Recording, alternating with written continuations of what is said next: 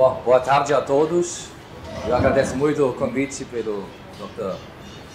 Candotti para apresentar aspectos sobre dendrocrinologia aqui no seminário da USA. Agradeço a presença de todos. Não sei se todo mundo é familiar com esse termo dendrocrinologia. Dendrocrinologia é uma ciência que analisa esses séries DNA temporais de crescimento no lenho de árvores para obter informações sobre o passado. Nessa abordagem que eu faço aqui no âmbito da cooperação entre o INPA e o Instituto Max Planck de Química, já há 15 anos estou aqui na região. Mais específico, né, no grupo Mauá do INPA, que é coordenado pela doutora Maite. Eu desenvolvo esses estudos aqui na região. E vou nessa palestra abordar aspectos, primeiro, um pouco sobre os princípios básicos da dendrocrinologia. Vou focar um pouco sobre dendrocrinologia em regiões tropicais, porque ainda é muito questionado se árvores tropicais formam maneiras anuais ou não. Depois eu vou abordar aspectos de dendroclimatologia, que relaciona clima e crescimento.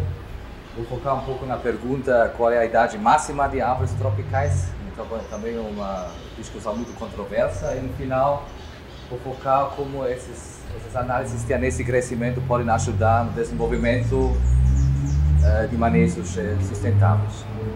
Próximo, por favor. Paul Crutzen, que é vencedor do Prêmio Nobel de Química, ele definiu o termo antropoceno, né? Uma nova era geológica em que estamos vivendo devido a esses fortes impactos da humanidade em cima do sistema Terra, né? Somos 7 bilhões de pessoas, mais de 7 bilhões de pessoas atualmente no planeta, e estamos causando um grande estrago, poluindo a atmosfera, causando grandes mudanças no uso de terra. Ele define que isso começou mais ou menos com a invenção da máquina a vapor, né, no final do século XVIII. Próximo.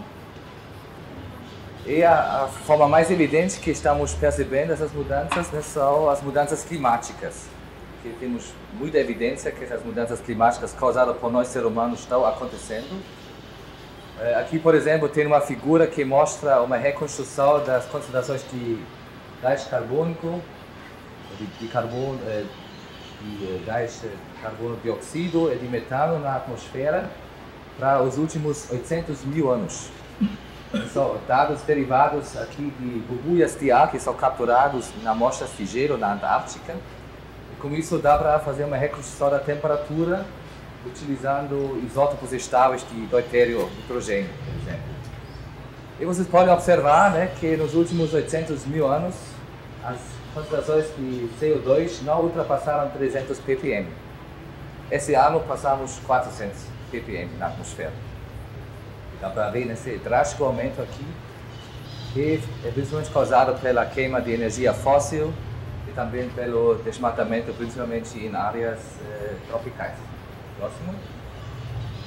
E os impactos, né, é o aumento da temperatura global, como já mostrei, mas também o aumento do nível do mar, devido o próprio aumento da temperatura da água superficial, né, que causa um aumento, e também, claro, o descongelamento dos polares e das glaceiras, que mostraram aqui que estão diminuindo fortemente. Próximo. E, claro, são as mudanças também no uso de terra. Aqui mostrando os dados dos biomas aqui no Brasil, da Amazônia, Caatinga, Cerrado, Pantanal, Mata Atlântica e Pampa. Aqui vocês têm a área em quilômetros quadrados e aqui uma estimativa da área já desmatada. No Cerrado chega quase a metade da área que já foi desmatada, na Mata Atlântica mais de 76%, e na Amazônia estamos mais ou menos em 17%. Aqui tem as taxas anuais de deflorestamento na Amazônia brasileira.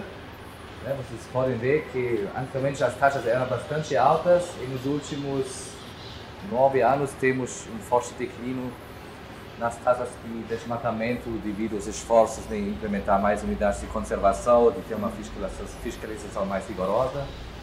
Porém, na área A área absoluta desmatada ainda é muito grande, né? É mais ou menos o tamanho da França e Espanha junto, que está desmatada aqui na Amazônia brasileira.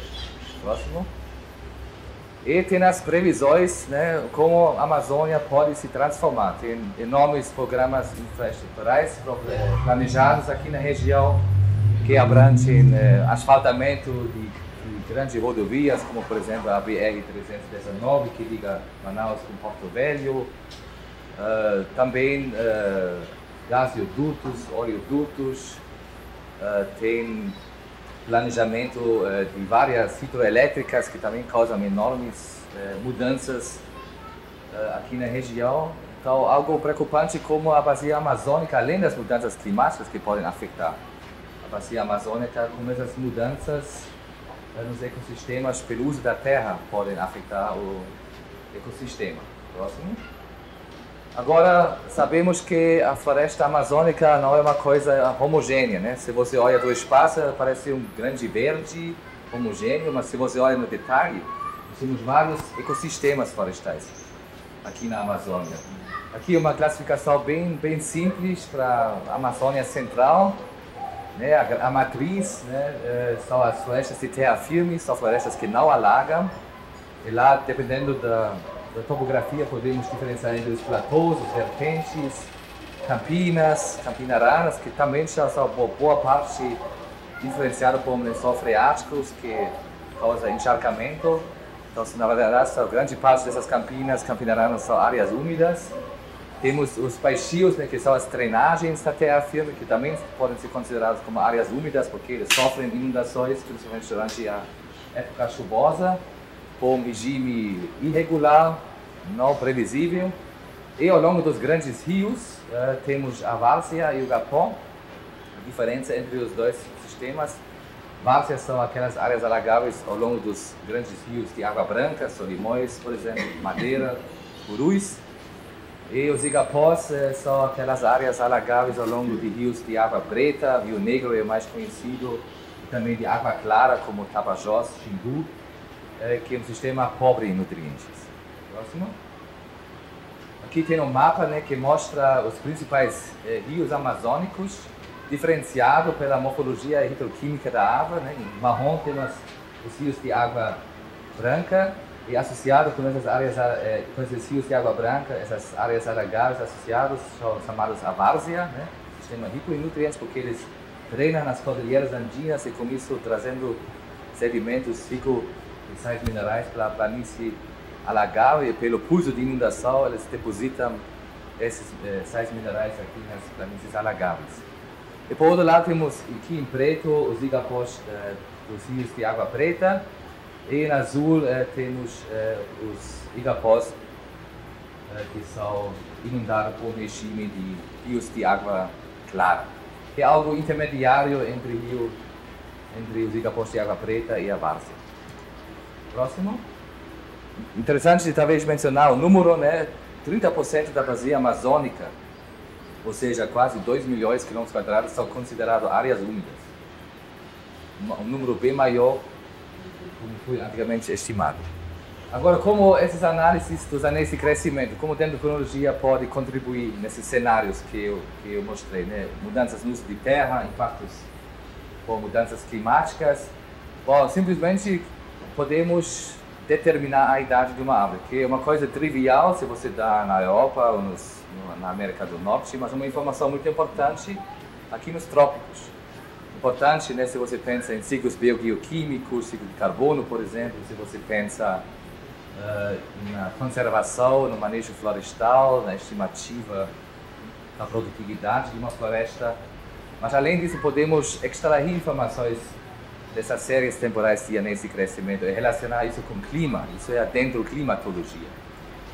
E com isso temos o potencial de até fazer reconstruções climáticas, né? Utilizando séries bem compridas de anéis de crescimento de árvores centenárias para trazer informações se regimes pluviométricos, regime de chuvas ou até regimes hidrológicos mudaram o comportamento do passado para o presente. Isso é muito importante se você quer prever como o futuro clima pode se comportar. Você precisa mais informações do comportamento passado do clima e essas análises de crescimento podem trazer esse tipo de informação. Também podemos estudar dinâmica florestal, por exemplo, dinâmica sucessional, ciclo de carbono. Também podemos fornecer informações sobre a ecologia de uma certa espécie arbórea.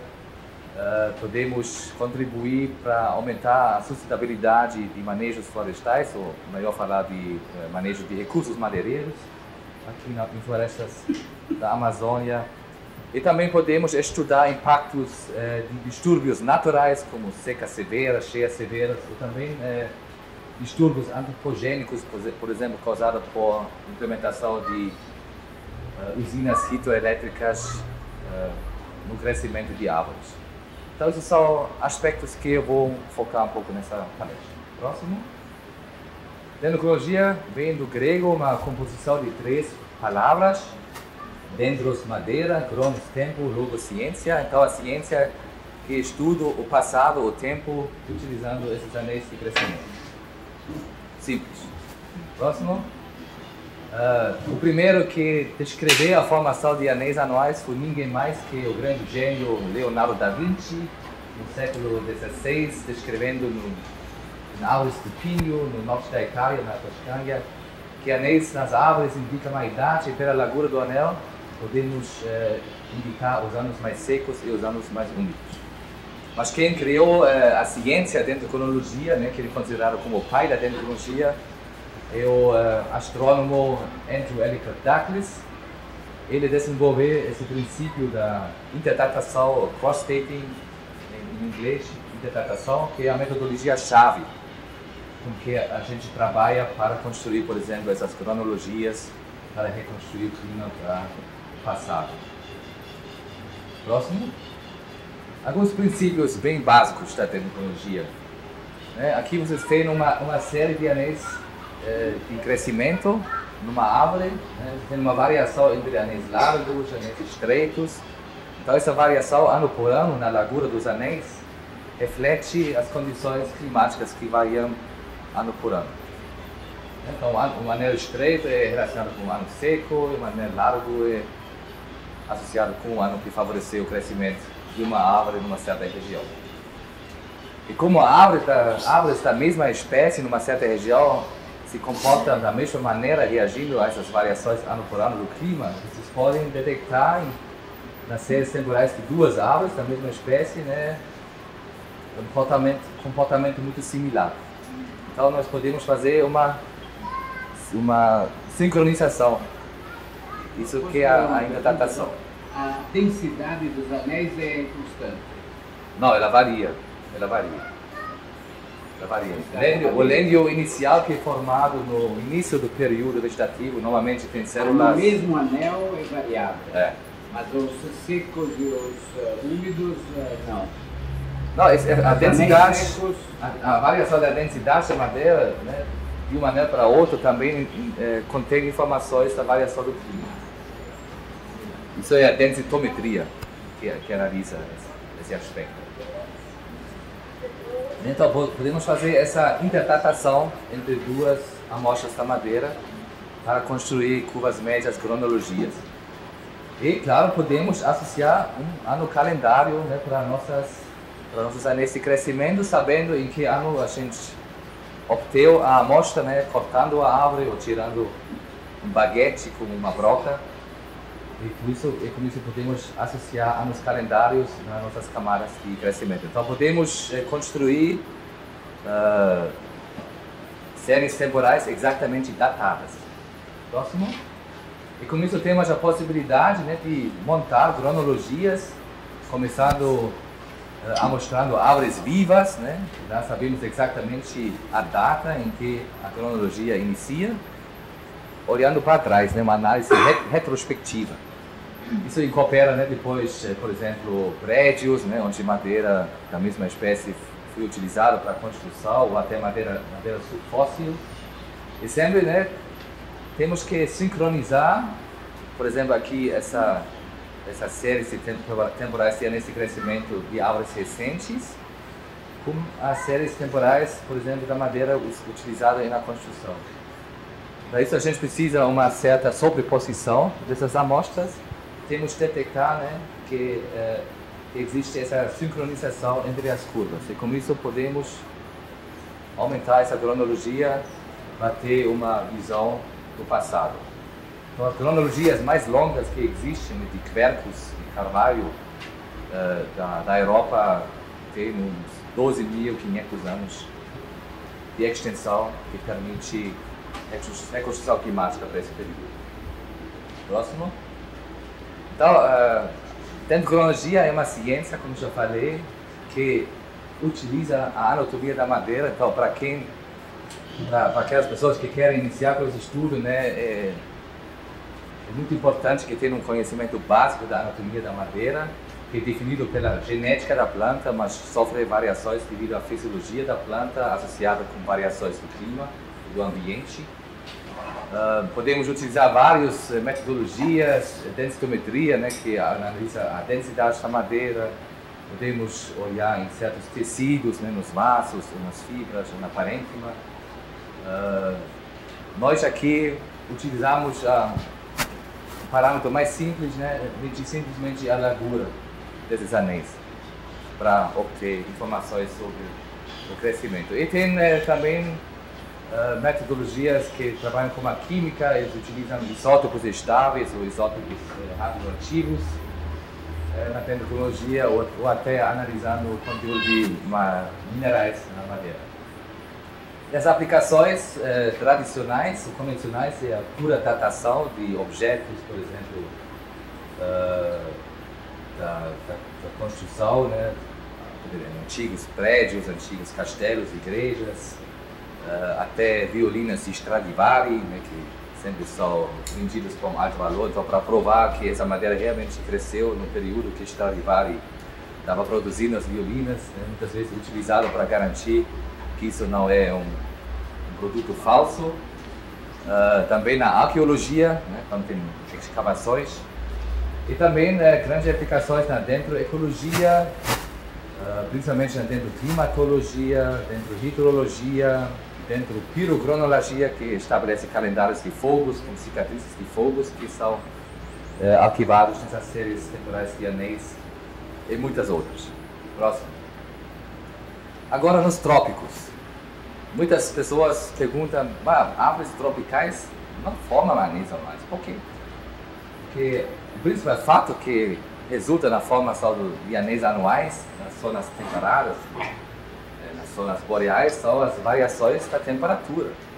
E todo mundo que vive aqui em Manaus sabe que durante o ano a temperatura não muda muito.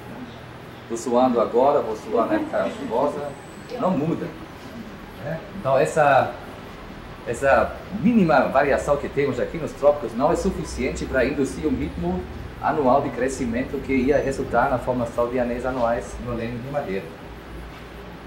Então tem muitas pessoas, até em publicações recentes como o Ohashi e coautores de 2009, que falam que é muito difícil de estimar a idade e taxas de crescimento de espécies tropicais porque a maioria não tem anéis de crescimento ou muito indistinto e irregular. Então isso não ajuda. E Puzak e coautores de 2004 falam que técnicas dendrocronológicas acharam até agora aplicações limitadas nos trópicos devido à invisibilidade ou à baixa visibilidade dessas bandas, desses anéis na madeira. Próximo. Porém, é muito interessante, um pioneiro nessa área da dendrocronologia em áreas tropicais é o Sir Dietrich Brandis, que era um botânico da Alemanha, que foi enviado nas antigas colônias inglesas, Burma, hoje em dia Myanmar, também Índia.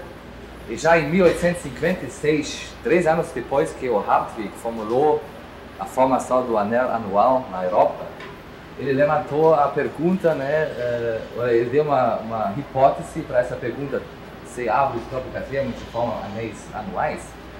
Ele fala que na Europa essa pergunta pode ser facilmente achada, né, porque lá temos essa sazonalidade distinta entre inverno e verão, que resulta na formação desses anéis bem distintos.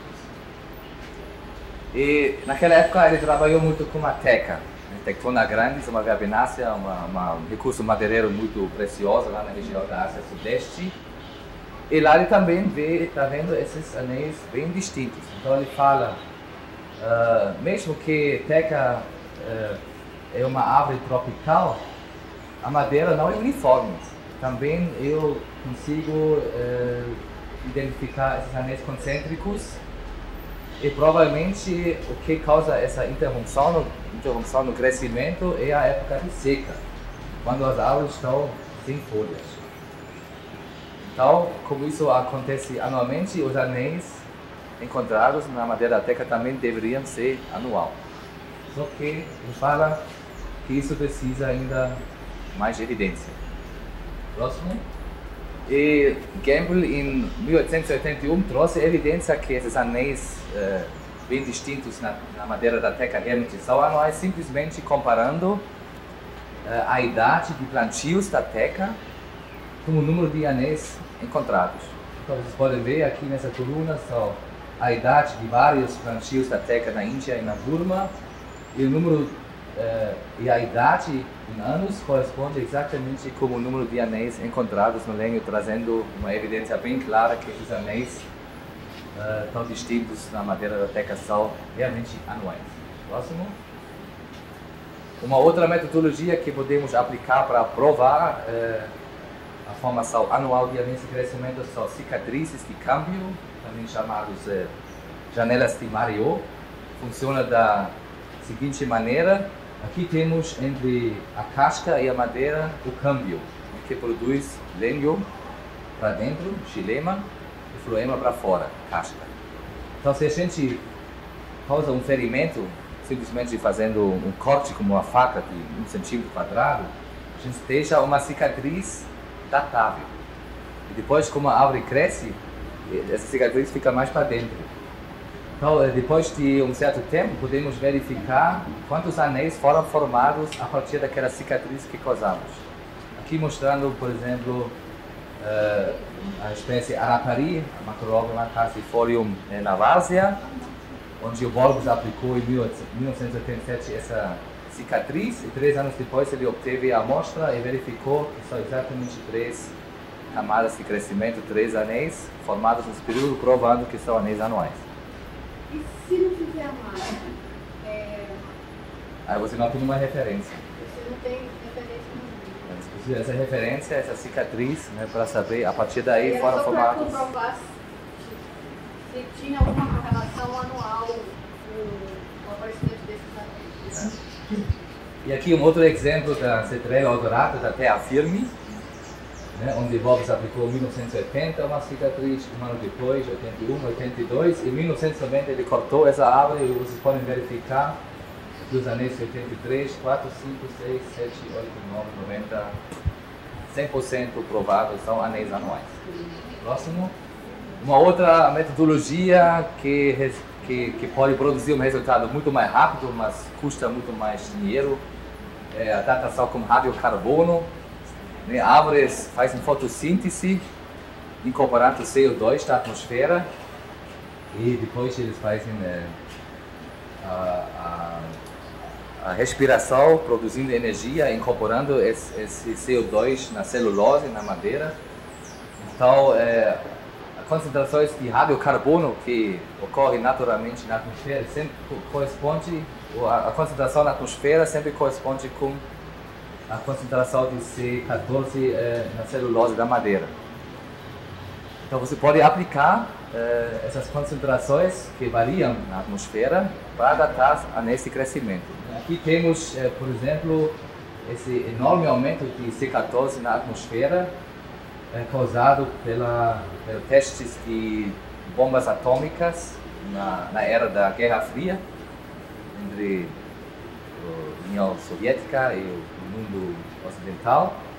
Então esses testes de 400 bombas, né, resultou nesse forte aumento de C14 na atmosfera. Depois que fizeram o tratado internacional para parar com esses testes, a concentração de C14 diminuiu, né, em troca com ecossistemas terrestres e também com a superfície dos oceanos. Então, como tem esse aumento gradual aqui, podemos utilizar essas concentrações aqui, né, para comparar a concentração de C14 na atmosfera com C14 aqui na nossa madeira. E aqui simplesmente fizemos o seguinte: temos uma amostra de madeira, nesse caso uma Nicara ruberi, uma espécie muito abundante nas terras firmes aqui da Amazônia Central. Fizemos uma pré-datação dos anéis de crescimento baseado na anatomia da madeira. E depois selecionamos para certos anos pré-datados um anel de crescimento que foi mandado para o laboratório para verificar se essa concentração de C14 desse anel pré-datado corresponde realmente com nossa curva de calibração da atmosfera. Vocês podem ver, né, que esses 4 anos calendários foram exatamente confirmados pela curva de calibração, verificando que esses anéis também são anéis anuais. Próximo. Ou simplesmente, como eu já falei, comparando a idade de árvores, a idade conhecida de árvores, por exemplo, em plantios, com o número de anéis.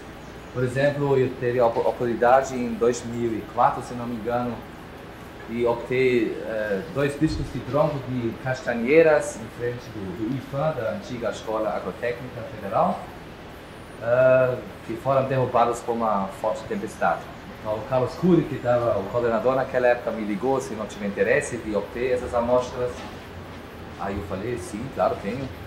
E verificamos, né, o número dos anéis de crescimento próximo desse plantio que foi estabelecido em 1949. E aqui em branco nós temos as 2 curvas da largura dos anéis de crescimento que volta até 1950. Faltava um anel, provavelmente porque a gente cortou a árvore um pouco acima do chão.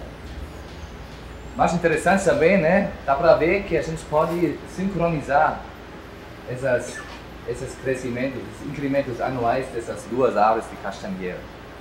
E se você calcula depois uma curva média dessas 2 curvas individuais, essa curva amarela, podemos também obter uma relação com a precipitação de Manaus, durante a época chuvosa, considerando precipitação de novembro a junho. Então, quando chove mais, a árvore cresce mais, e quando chove menos, a árvore cresce menos. Então, o número de anéis, confirmando a idade, junto com essa relação entre clima e crescimento, também confere que são realmente anéis anuais. Próximo.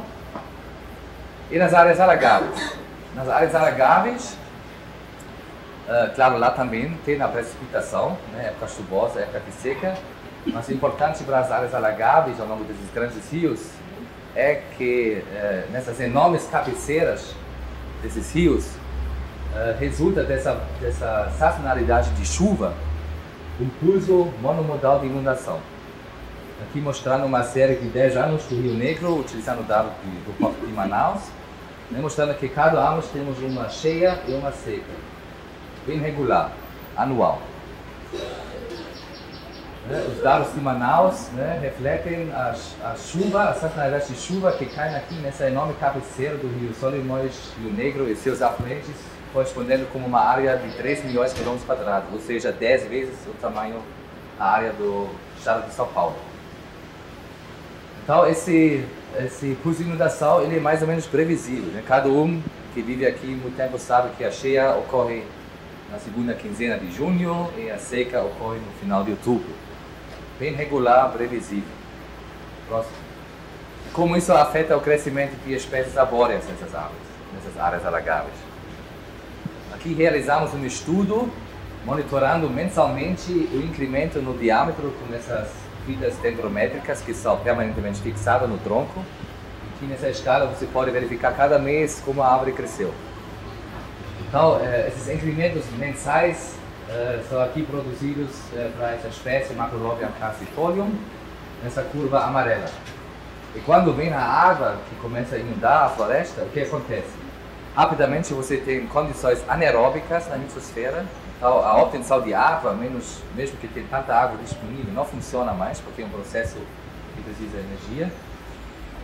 E isso resulta em mudanças da fisiologia, do metabolismo da planta, elas perdem as folhas indicadas por essas barras marrons horizontais, e em consequência disso, né, temos um forte declínio nos incrementos mensais, que resulta aqui durante a fase aquática, durante a época da cheia, é numa dormência cambial e na formação do anel de crescimento.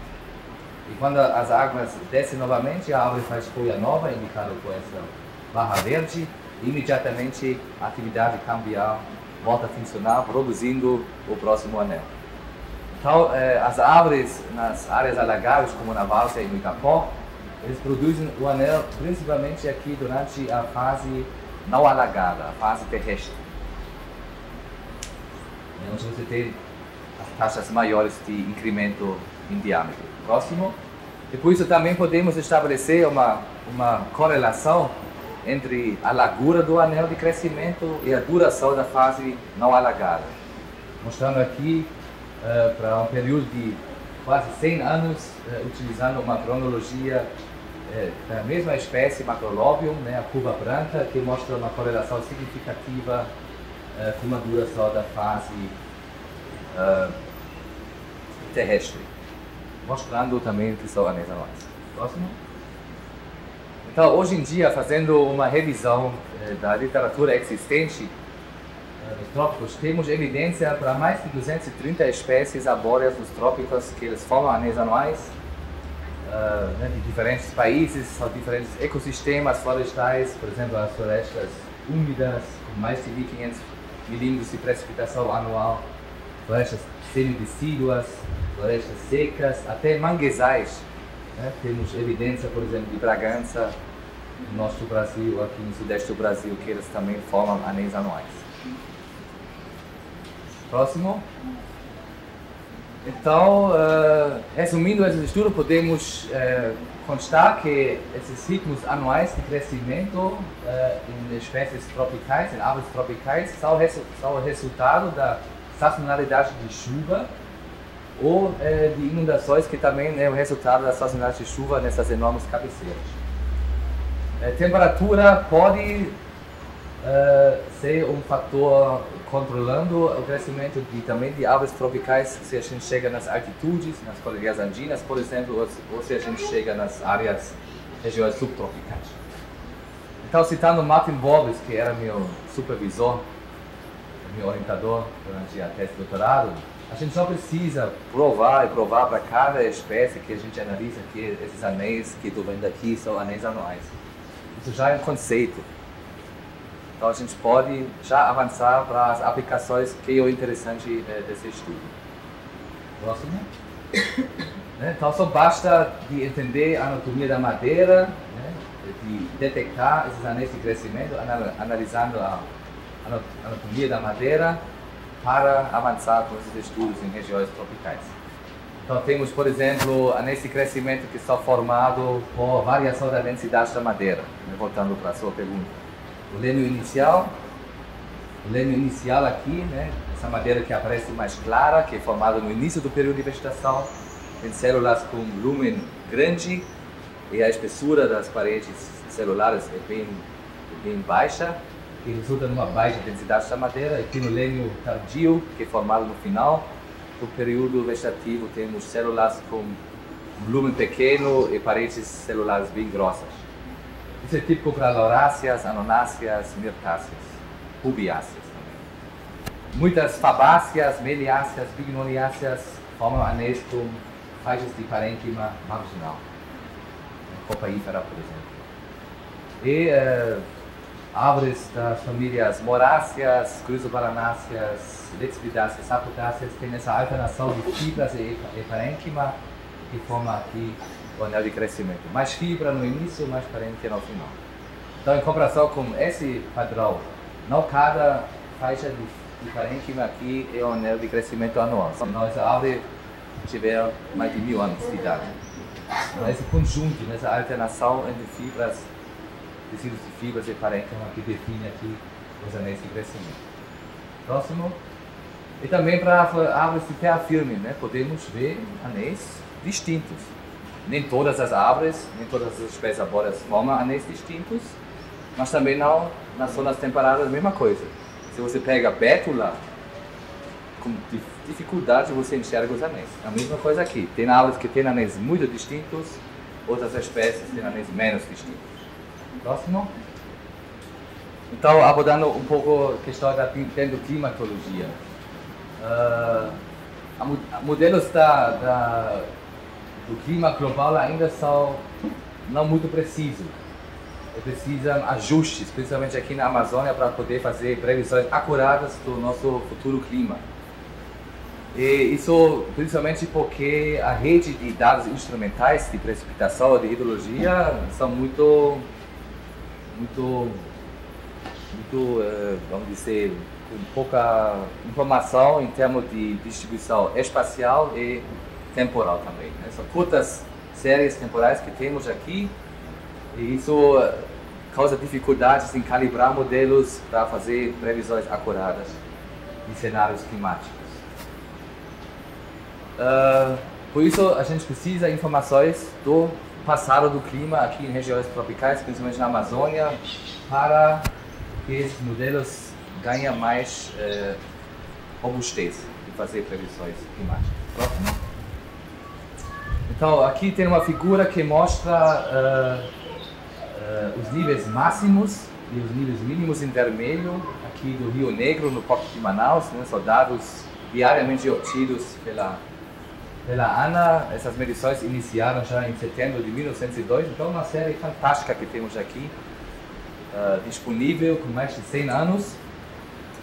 Mas mesmo assim, né, em 1900 já tinha concentrações de CO2 de metano muito elevadas na atmosfera. Então não é suficiente para falar alguma coisa sobre mudanças climáticas.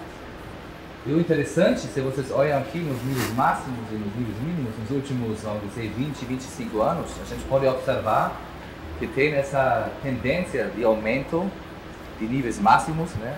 Ano passado teve a cheia recorde aqui na região. E também as mínimas, né? Tem a tendência de ser cada vez mais severa. 2010 era a maior seca já observada aqui na região, desde que temos dados. Ou seja, a amplitude, a diferença entre a mínima e a máxima tem a tendência de aumentar fortemente nos últimos 20 e 25 anos. Ou seja, os extremos cada vez são mais severos. Agora, isso já é uma mudança climática causada pelo ser humano? Ou podemos explicar isso pela variabilidade natural do regime e das forças que controlam esse regime? Isso é a grande pergunta. Próximo. E sabemos, muitos estudos indicam, né, que o regime de chuva e a hidrologia aqui na Amazônia é fortemente controlado pelas anomalias de temperaturas superficiais, tanto aqui do Pacífico Equatorial e também principalmente aqui do Atlântico Tropical Norte. Todo mundo já ouviu falar de El Niños. El Niños são esse aquecimento do Pacífico Equatorial que resulta em mudanças das circulações atmosféricas, a célula roca, né, muda, as células de rede mudam. E próximo, isso causa anomalias de chuvas em várias regiões, principalmente nos trópicos. Por exemplo, aqui tem a diferença da precipitação no período de dezembro a março, durante o El Niño mais forte no registro em 97, 98, derivado da precipitação média de 1961 e 1990. As áreas em amarelas, vermelhas, né, indicam uma forte diminuição de chuvas nesse período, enquanto as áreas em azul indicam um aumento de chuvas. Então a Amazônia, né, sofreu uma seca, ou vamos dizer, uma diminuição de chuva muito forte, principalmente aqui durante a época chuvosa. Enquanto o sudeste do Brasil sofreu um aumento de chuva. É a mesma coisa que vocês podem ver na África e na Ásia. Próximo. Então, simplesmente fazendo um cálculo, né, qual é o nível máximo em anos de El Niño em comparação com outros anos, vocês podem ver aqui que o nível máximo em anos de El Niño ele fica mais ou menos 1 metro abaixo do nível máximo em outros anos. E La Niña, que é o contrário, né, o esfriamento das águas superficiais do Pacífico Equatorial causa cheias mais severas. O nível de água é significativamente maior em anos de La Niña em comparação com outros anos. Próximo. E essas séries de anéis de crescimento, mostrando aqui uma cronologia da piramia trifoliata, uma espécie muito abundante nas várzeas, ela obtém informações sobre El Niños, por exemplo. O que se destaca nessa cronologia, mostrando aqui o século XX, né, é esse pico muito alto, do ano 1925 a 1926. Próximo. Então, se a gente observa o que aconteceu nesse El Niño muito forte, 1925 e 1906, era uma cheia muito fraca, um curso de inundação que não se desenvolveu muito, porque esse forte El Niño daquele ano causou uma enorme diminuição de chuvas, principalmente na bacia do Rio Negro. Tem relatos que houve grandes fogos naturais naquela época, nas cabeceiras do Alto Rio Negro, na Venezuela.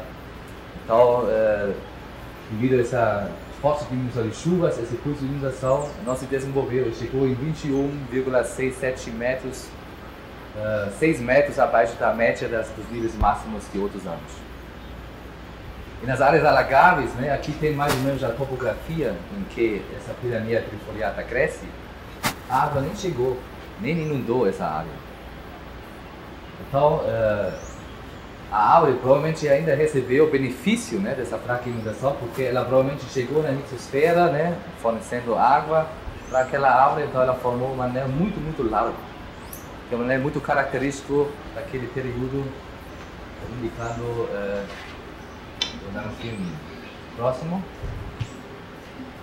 Então, pegando essa cronologia em branco e calculando a largura média dos anéis de crescimento para anos de El Niño em comparação com outros anos, indica, né, que os anéis são significativamente mais largos em anos de El Niño em comparação com outros anos.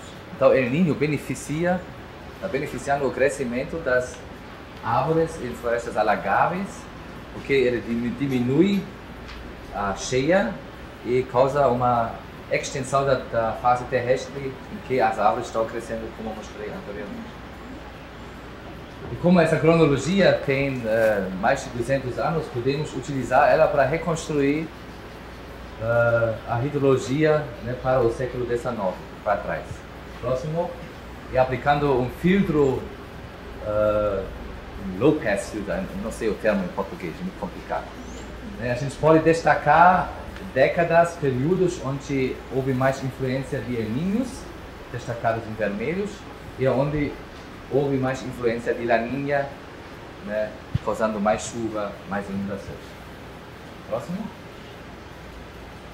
Na terra firme também temos uma pequena cronologia desenvolvida pela Fabrícia lá atrás, que ela fez isso no âmbito de um PIBIC, pegando amostras da madeira da reserva do Jardim Botânico Adolfo Duque. Ela construiu uma pequena cronologia com 7 árvores e também fez a comparação entre a largura dos anéis em anos de El Niño, aqui, em comparação com outros anos, e vocês podem ver que em anos de El Niño lá o índice da largura é menor em comparação com outros anos. Então lá, na terra firme, El Niño causa uma diminuição de crescimento para as espécies arbóreas. Próximo.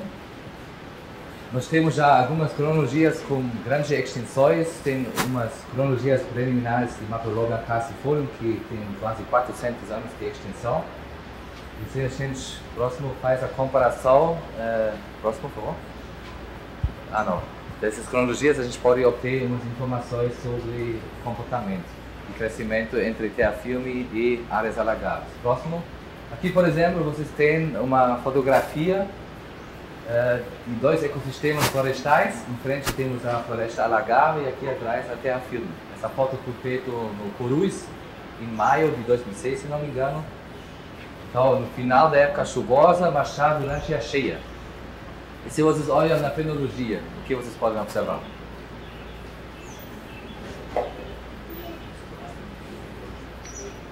Aqui, na terra firme, as árvores estão com folhas maduras. Enquanto aqui na floresta alagável, tem árvores sem folhas, outras com folhas novas. Então isso indica, né, que aqui na floresta terra firme, as árvores estão respondendo ao clima que está atuando nesse momento. Enquanto aqui, não, estão em dormência, eles não reagem ao clima naquele período. E isso tem consequências. Próximo. Se a gente compara, por exemplo, né, para essas três cronologias de árvores de terra firme, a largura média em anos termínio com outros anos, podemos ver que a largura ela é significativamente menor em comparação com outros anos. E nas áreas alagáveis, é o contrário, largura maior em anos termínio em comparação com outros anos. Então temos dois ecossistemas florestais que agem totalmente opostas em reação com o mesmo fenômeno climático que vem lá no Pacífico Equatorial. Porque a diminuição de chuva, né, causa um crescimento menor, mas essa diminuição de chuva em grandes cabeceiras, resultando numa cheia mais fraca e numa extensão da face terrestre, beneficia o crescimento. Agora isso em termos de ciclos bioquímicos, ciclo de carbono, por exemplo, enquanto em fortes anos de El Niño, grandes áreas de terra firme emitem carbono do ecossistema para a atmosfera, o beneficiamento na várzea, no crescimento, permite que as florestas lá absorvem pelo menos uma parte desse carbono emitido, incorporando-se na biomassa. Por comparação, você pode saber quando ocorreu El Niño e quando ocorreu La Niña, comparando esses dois ecossistemas. Sim. Do passado, você consegue ir para... Isso aqui são informações, né, de 1871 a 2002. Então, incorporando mais de 130 anos de informação. Próximo. Aqui temos um exemplo muito interessante. Nós achamos essas árvores de Macacaricuia, que é a Esfalera tenuifolia, uma espécie provavelmente endêmica para florestas de Igapó, aqui no Parque Nacional do Jaú. Essas florestas são monoespecíficas, né? Então só essa espécie forma essas florestas. E elas ocorrem lá nas topografias mais baixas, ou seja, aquelas que alagam por muito mais tempo que as topografias mais altas. E a pergunta, quando chegamos lá, nossa, qual é a idade dessas árvores? Porque parecem velhas, né? Tronco torcida, roupa já degradada. Próximo. Então, começamos, né, com licença do Ibama, de amostrar essas árvores. O grande desafio era, como essas árvores eram ocas, a gente tinha dificuldade de saber a idade. Porque onde a árvore é oca, onde não tem madeira, não tem como fazer análise de análise. Então, nesse caso, fizemos a amostragem, né, pegando várias classes diamétricas, da pequena plântula até árvores com mais de 1,50 m de diâmetro, amostrando quase 120 árvores. Né? Foi meio complicado porque as florestas já estavam alagadas, a gente trabalhou o dia inteiro na água, os técnicos do INPA sofrendo com esse trabalho. Próximo. E depois fizemos a análise dos anéis de crescimento no laboratório com esse aparelho digital que mede a largura dos anéis de crescimento. Também medimos a profundidade para cada árvore para ter uma ideia em que topografia elas ocorrem e por quanto tempo essas topografias ficam alagadas. Próximo. E isso calculamos com dados da estação hidrológica de Mora, uns 60 km a rio acima, no Rio Negro. E podemos ver, né, essa aqui é a topografia dessa população de Esfalera tenuifolia, aqui no Parque Nacional do Jaú. E esse aqui é o regime hidrológico que eles têm que tolerar, ou seja, eles ficam alagados por uma coluna de água que chega na média a 8,40 m na altura, ou que resulta numa duração da fase aquática de mais de 10 meses por ano. Então, 10 meses por ano, as árvores estão embaixo da água e saem 2 meses para crescer. Então são no extremo, estão crescendo no extremo em sítios marginais nesse ecossistema. Próximo. Depois, para cada indivíduo, fizemos a reconstrução do crescimento em diâmetro, né, a partir da data da coleta para trás. E depois utilizamos essas informações dos incrementos anuais em diâmetro, montando uma trajetória de crescimento, começando com umas árvores menores, né, com diâmetros abaixo de 10, até as árvores maiores. Próximo. E esse aqui é a trajetória do crescimento em diâmetro para essa população que analisamos, indicando que árvores com diâmetro de 1,50 m tem uma idade ao redor de 1000 anos. Próximo. Então são árvores muito antigas. E nas topografias mais baixas ainda, a gente encontra árvores mortas. Né? Mais ou menos o mesmo estado de decomposição de madeira. Aqui tem as árvores vivas, mas quando você chega ainda um pouco mais embaixo, já tem árvores mortas. Próximo. Então isso indica o quê? Isso indica que essas árvores aqui morreram em um certo ano extremo. Que nossa hipótese, provavelmente isso foi aqui na década de 70, quando anos consecutivos de La Niña causaram cheias enormes, tanto no nível máximo, mas também no nível mínimo. Provavelmente o nível mínimo é um fator crítico nessas áreas, porque se essas árvores crescem nessa topografia, eles ficaram provavelmente 5 anos consecutivos na água e morreram em consequência disso. Então essa é uma hipótese que vamos provar ainda. Mas o que é interessante, se você tem árvores de 1000 anos nessas baixas topografias no Igapó, o que isso quer dizer? Isso quer dizer que nos últimos 1000 anos não houve cheias grandes, que isso ia ter matado essas árvores. Então isso causa preocupações se a gente está observando, né, que esses extremos aqui estão aumentando nos últimos 20-25 anos. Próximo. Eu vou passar por essa pergunta porque já estou meio atrasado. Vamos para frente. Mais.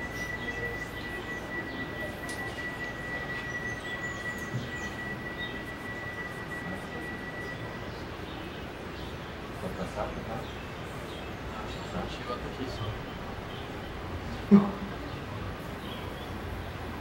Agora, mudanças drásticas no regime hidrológico são causadas se a gente, de repente, implementa uma usina hidroelétrica num rio. Aqui, por exemplo, eu mostro o famoso exemplo de Balbina, né, que causou grandes estragos aqui na terra firme, porque o nível de água aumentou 30 metros, alagando essas enormes áreas de terra firme aqui para trás, do rio Uatumã, causado pelo esse aumento do nível de água do Uatumã, causando essa barragem aqui. E aqui eu faço uma comparação entre o nível de água do rio Uatumã depois da barragem, antes da implementação da hidroelétrica, né, dos anos de 1963 até 1985, quando iniciou as obras da construção da barragem. Então vocês podem ver aqui nesse pulso regular, anual, monomodal de inundação, o sistema natural. E depois que Balbina começou a operar, em 1989, vocês podem ver como esse regime hidrológico se comportou. Totalmente perturbado. Não tem mais um ciclo hidrológico indicando esse pulso monomodal anual lá. Então isso causou um grande estrago, porque também podemos observar rio abaixo grandes populações de árvores mortas, principalmente nas baixas topografias ao longo do rio Uatumã, que são mais ou menos aqui, nessa faixa azul. Próximo. Então lá podemos ver árvores mortas de Tabebuia barbata, de Macrolobia cancifolium. Próximo. Ou também populações inteiras mortas dessa Espalheira tenuifolia, que são árvores centenárias, mas também de populações jovens. Morreu tudo, grande escala. A nossa hipótese é que essas árvores morreram devido a essa mudança no regime hidrológico causada pela implementação da usina hidroelétrica. Próximo. Então, nós estamos iniciando esses estudos, né, pelo meu aluno de mestrado da Botânica do INPA, o Ciro, que está presente aqui. Ele está analisando Macrolobia cancifolium, mas também tem essas outras duas espécies arbóreas que têm anéis bem distintos, então a gente pode aplicar dentro da cronologia para datar exatamente o ano em que essas árvores morreram. Próximo. E isso estamos fazendo da seguinte maneira. Aqui já temos uma cronologia de árvores vivas, que crescem em topografias um pouco mais elevadas daquelas mortas. Então temos uma cronologia aqui de mais de 200 anos de árvores vivas, que é a nossa referência, porque é uma cronologia exatamente datada. e obtendo material de árvores mortas, né, simplesmente derrubando, já estão mortos mesmo, não faz diferença, também com licença. O Ciro analisa aqui esses anéis de crescimento no nosso laboratório no INPA e produz também, através da medição da largura do anel, essas curvas de incremento. Depois ele compara a curva de incremento da árvore morta em vermelho com essa curva de referência, essa cronologia. E aqui já tem dois resultados preliminares da análise dele, indicando que essa árvore de 2210 morreu aqui em 2006, enquanto essa árvore aqui, 170, morreu no ano de 1997. E se vocês olham nos dados do regime hidrológico nesse ano, em 1997, aquelas árvores ficaram, em 1995, 1997, esses dados ficaram consecutivamente inundados, né, durante 3 anos. Então as árvores não suportaram isso, morreram. Em 2006 a mesma coisa. Aqui as árvores ficaram anos consecutivos embaixo da água que causou a morte. Então isso mostra o problema da implementação de futuras usinas hidroelétricas, porque elas não causam só problemas no reservatório, elas causam também problemas rio abaixo, mudando o ciclo hidrológico e com isso impactando a dinâmica florestal, o crescimento de árvores e do sistema inteiro. Próximo. No restante, eu quero focar um pouco na aplicação de anéis de crescimento em manejos florestais, ou melhor falar, de manejo de recursos madeireiros. É um conceito que nós batizamos GOL, Growth Oriented Logging. Então a gente recomenda a derrubada de árvores conforme o seu crescimento. Próximo, vou explicar como funciona isso. A gente cria modelos de crescimento, tanto em diâmetro, tanto em altura, tanto em volume e biomassa, para definir para cada espécie arbórea, também diferenciado por ambientes, ciclos de cortes e diâmetros mínimos de corte específicos. A legislação atual, né, pela Instituição Normativa número 5, estabelecida pelo IBAMA em 11 de dezembro de 2006, se não me engano, ela define ciclos de cortes no mínimo 25 anos e diâmetros mínimos de corte de 50 centímetros para qualquer espécie madeireira, independente do ambiente em que ela cresce, seja terra firme, igapó ou várzea. Na várzea até você poderia aplicar um ciclo de corte de 10 anos, tirando um pouco menos árvores. Agora, a grande pergunta, isso garante o manejo sustentável? O que é aplicado hoje em dia nesses sistemas silviculturais, nos trópicos, em concessões ou também em manejos comunitários, você tem uma certa área de uma floresta e você divide ela em unidades anuais de produção conforme a duração do seu ciclo de corte. Então, quando você tem o ciclo de corte de 25 anos, você cria 25 blocos. Em cada ano você vai em um bloco e tira seletivamente algumas árvores do seu interesse, acima daquele diâmetro mínimo corte de 50 centímetros. Com a expectativa que depois de um ciclo de corte, depois de 25 anos, você volta naquela área para encontrar a madeira na mesma quantidade, na mesma qualidade. Isso é a ideia do manejo sustentável florestal. Agora, isso depende de vários fatores. Depende de, primeiro, se as árvores conseguem se estabelecer depois do corte, regenerar, se estabelecer. E, claro, depende da velocidade do crescimento. Se eles conseguem recuperar esses volumes tirados. Próximo. Então a gente faz a modelagem do crescimento utilizando discos de tronco ou esses baguetes que a gente tira com essa sonda, com essa broca dentro cronológica, polindo a superfície da madeira para fazer análise da anatomia da madeira e o crescimento, a medição da largura dos anéis de crescimento para construir curvas cumulativas de crescimento para árvores da mesma espécie.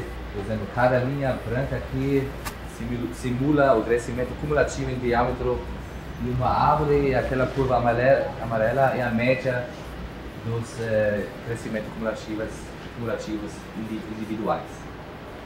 E depois a gente combina essa relação entre idade e diâmetro através dessas curvas cumulativas de crescimento com modelos que relacionam diâmetro com altura da mesma espécie.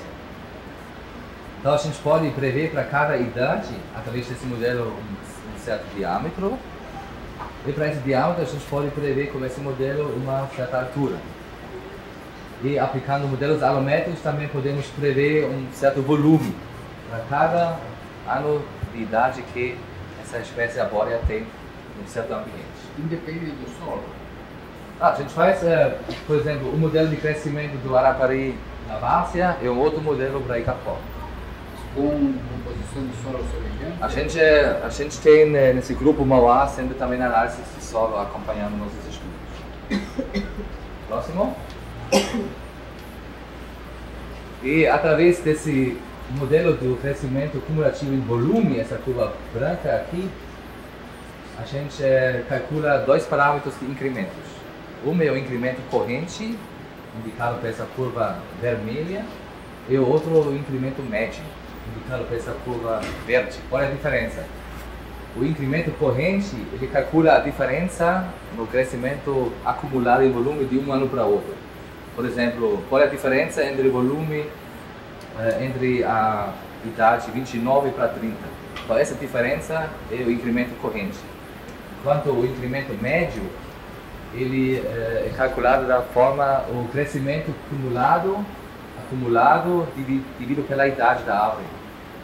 Então, por exemplo, o crescimento cumulativo em volume na idade 30 dividido por 30 anos. E a gente define que o diâmetro mínimo de corte deveria ser na idade em que a árvore atinge o máximo do seu incremento corrente em volume. A partir daí vale a pena de cortar a árvore. Antes disso não vale a pena porque ela não atinge ainda o seu máximo. Então a idade, né, que corresponde, o diâmetro que corresponde com a idade, né, com a produtividade máxima em volume, é o nosso diâmetro mínimo de corte. E pelo tempo médio que uma árvore precisa para passar por uma classe diamétrica de 10 centímetros, a gente tem uma estimativa do ciclo de corte. Próximo. Então aqui eu mostro para vocês curvas de crescimento cumulativas para 12 espécies madeireiras da Várzea, agrupados em espécies da madeira branca, que são aquelas madeiras que boiam, que não afundam, que têm baixa densidade de madeira, abaixo de 0,6 gramas por centímetro cúbico. E aqui no outro lado temos as madeiras pesadas, com uma alta densidade de madeira, acima de 0,6 gramas por centímetro cúbico. Olha o tempo que elas precisam para ultrapassar esse diâmetro mínimo de corte de 50 centímetros estabelecida pela Instituição Normativa do IBAMA. As madeiras brancas entre 17 a 60 anos, enquanto aqui as madeiras pesadas mais de 100 anos até 150 anos. Já indicando, você não pode manejar essas diferentes espécies como um critério de manejo. Próximo. E aqui vocês têm os dados derivados daqueles modelos específicos de crescimento. O diâmetro mínimo de corte varia entre 47 até 70 centímetros, dependendo da espécie. E os ciclos de corte variam de 3 anos até 32 anos, né, pelo fator 10. Isso é fortemente correlacionado com a densidade de madeira. Com o aumento da densidade de madeira, aumenta também o ciclo de corte.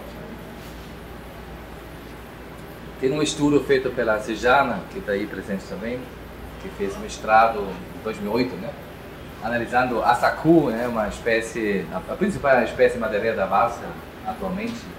O diâmetro mínimo de corte dela deve ser acima de 100 centímetros, e não 50 como é estabelecido pela lei. Próximo. Nós ficamos muito contentes de ser chamado para um workshop que foi realizado em maio de 2010, organizado aqui pela Secretaria de Desenvolvimento Sustentável e do Meio Ambiente do Estado do Amazonas, a SDS, que foi organizado também com participação do Instituto de Desenvolvimento Sustentável Mamiroá, para discutir novas formas de manejo florestal na Várzea. Então, nessa plataforma, nós fomos convidados para apresentar os nossos dados sobre crescimento de espécies arbóreas nesse sistema. E por nossa surpresa e grande felicidade, uns 6 meses depois saiu uma nova instrução normativa que começou a diferenciar no manejo florestal entre espécies de madeira branca e espécies de madeira pesada, adotando um ciclo de corte de 12 anos para as madeiras leves, madeiras brancas, e 24 anos para as madeiras pesadas, baseado nas pesquisas desenvolvidas no âmbito do projeto Impamax Plant. E eles também definiram alguns diâmetros mínimos de cortes específicas para algumas espécies, por exemplo, para a sumaúma, a sacu, 100 cm, para a piraneira, 70 cm, macrolóbio, 60, conforme as nossas indicações. Próximo.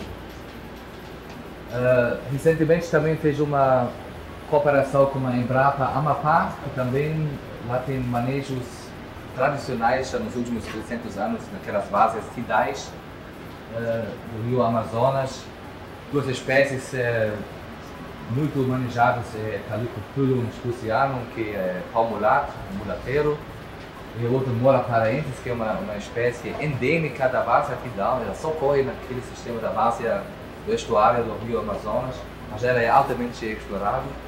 Então também lá fizemos simulações do crescimento em diâmetro através da análise dos anéis de crescimento. E vocês podem ver aqui a diferença entre as duas espécies, aqui Calicophyllum sprucianum, pau mulato em preto, e as curvas em cinza são da Mora paraensis, mostrando que elas crescem muito diferentes. Então, através da modelagem, aplicando essa metodologia do GO, identificamos que os diâmetros mínimos de corte variam um pouco entre as duas espécies, 50 cm para a Mora paraensis, 46 para a pau mulato, mas o ciclo de corte novamente varia entre 10 anos para Mora, está tocado aqui, desculpa, 10 anos é para Calicophyllum, 25 anos para a Mora paraensis. Próximo. Mas se vocês olham na estrutura populacional dessas duas espécies, vem a grande pergunta se ciclos de cortes, diâmetros mínimos de corte, simplesmente são uma solução para garantir um manejo florestal.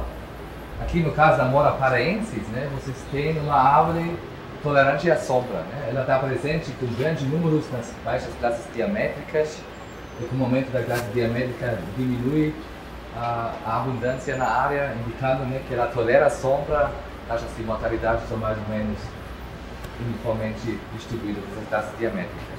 Agora aqui no pau mulato não. O pau mulato ele tem baixa abundância nessas classes diamétricas de árvores jovens, e o máximo fica aqui na média, indicando que ele precisa de certas condições ambientais para poder se estabelecer. Isso é típico para espécies que são intolerantes à sombra, que precisam de muita luz para se estabelecer. Então esse ciclo de corte funciona muito bem quando você tem essas espécies que toleram sombra, que sempre tem uma regeneração presente no subbosque, garantindo que esses volumes que você retira são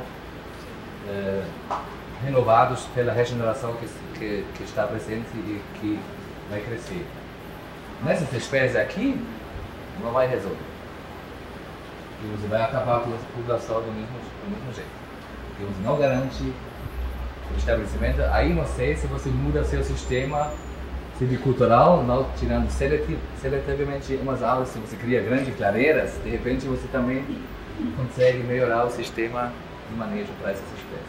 Próximo. Agora é interessante comparando o crescimento arbóreo da mesma espécie, mas diferenciado com ambientes. Aqui, novamente, nosso famoso Macrolobium acaciifolium, é nossa árvore modelo no laboratório, mostrando aqui que taxas de incremento são bem maiores na várzea, um sistema rico em nutrientes, em comparação com o igapó. Olha como a largura de anéis varia entre esses dois sistemas. São duas árvores que cresceram exatamente na mesma topografia, então eles foram sujeitos ao mesmo regime hidrológico. Então essas diferenças são causadas por diferenças nos estoques de nutrientes disponíveis no solo. Próximo.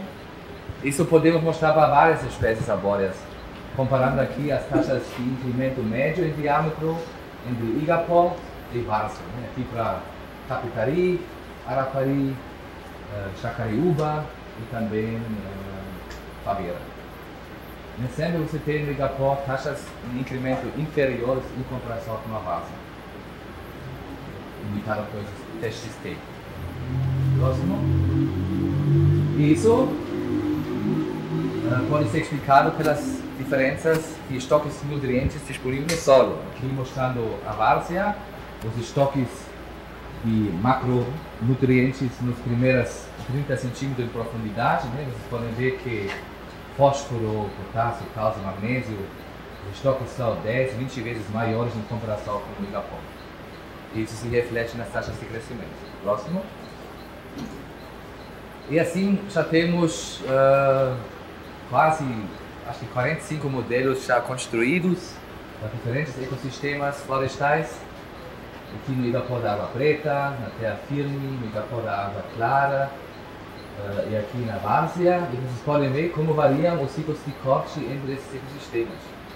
O interessante é que em todos os ecossistemas a gente consegue relacionar o ciclo de corte estimado por nossa modelagem de crescimento com a densidade da madeira. Então, com o aumento da densidade de madeira, aumenta também o ciclo de corte. As diferenças aqui são entre os ambientes. Por exemplo, uma árvore, uma espécie arbórea com 0,6 gramas de centímetro cúbico, tem um ciclo de corte de uns 15 anos na Várzea, 22 anos no Igapó da Água Clara, mais de 30 anos na Terra Firme e já quase 50 anos no Igapó da Água Preta. E o que o lei define é um único ciclo de corte nessa faixa aqui, indicando que esses manejos florestais não podem ser sustentáveis.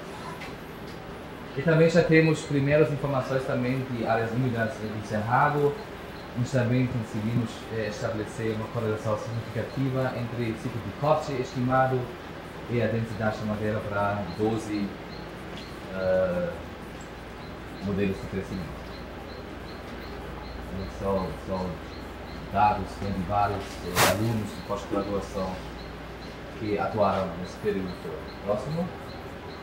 E a Sejana Rosa, ela fez um grande esforço analisando 16 populações de Jacareúba, de diferentes tipologias de áreas úmidas no bioma da Amazônia, do Cerrado e da Mata Atlântica. E aqui vocês podem ver como as taxas de incremento em diâmetro variam, né, entre diferentes ecossistemas no mesmo bioma. Aqui, por exemplo, em verde do bioma Amazônia, em vermelho aqui do bioma do Cerrado e aqui em azul da Mata Atlântica. Então, enorme diferença nas taxas de incremento em diâmetro dessa espécie entre diferentes ecossistemas do mesmo bioma e também entre os biomas. E aqui ela fez a estimativa do ciclo de corte para esses diferentes sítios estudados, indicando que os ciclos de corte para a mesma espécie, dependendo do ecossistema em que ela cresce, varia entre 20 anos até 63 anos. Esse aqui, novamente, é o nosso famoso Igapó de Água Preta, onde temos pobreza de nutrientes que renda um baixo crescimento de árvores. Próximo. Então, podemos concluir que esses manejos, sistemas de manejos de recursos madeireiros atuais não são sustentáveis, nem no Brasil, nem em outras florestas tropicais. Esses manejos de recursos madeireiros precisam ser definidos especificamente para cada espécie e também diferenciado por ambiente.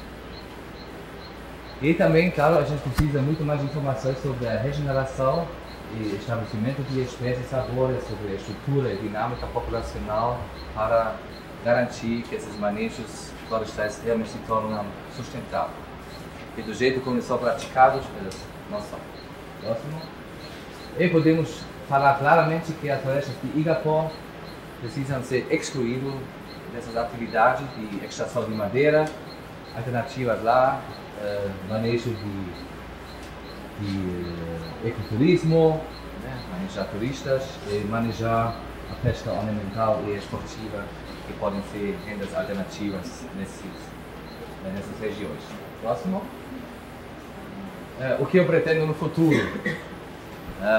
Pretendo formar muitas cooperações com instituições aqui no Brasil, por exemplo, como a USP já tem uma cooperação firmada com a Universidade Federal de Lavras, Aqui na Universidade Federal de Mato Grosso temos um segundo laboratório que foca no crescimento de árvores no Complexo do Cerrado, mas também com instituições fora, né, para poder usar também métodos mais sofisticados que não tem disponível aqui no Brasil, por exemplo, densitometria de alta frequência, a datação com radiocarbono, a aplicação de isótopos estáveis para extrair mais informações sobre esses arquivos climáticos que são conservados aqui nas séries temporais que têm esse crescimento.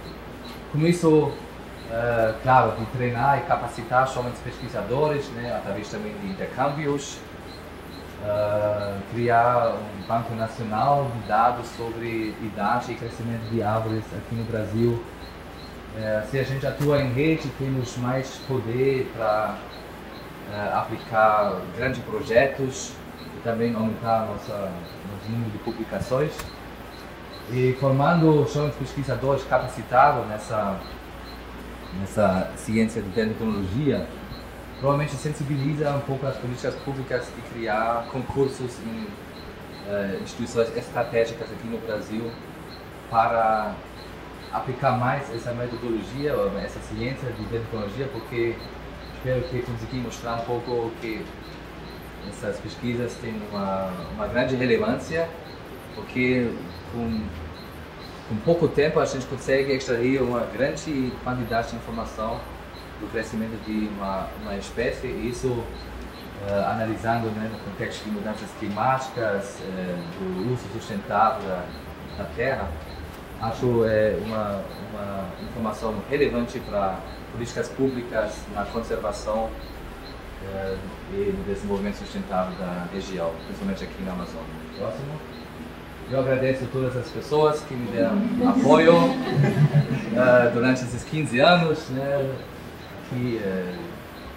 doutores que me orientaram, que estabeleceram cooperações, os alunos que orientei, né, que sempre fornecem dados importantes, cada vez um tijolo a mais, né, para construir essa imagem, esse prédio da ciência.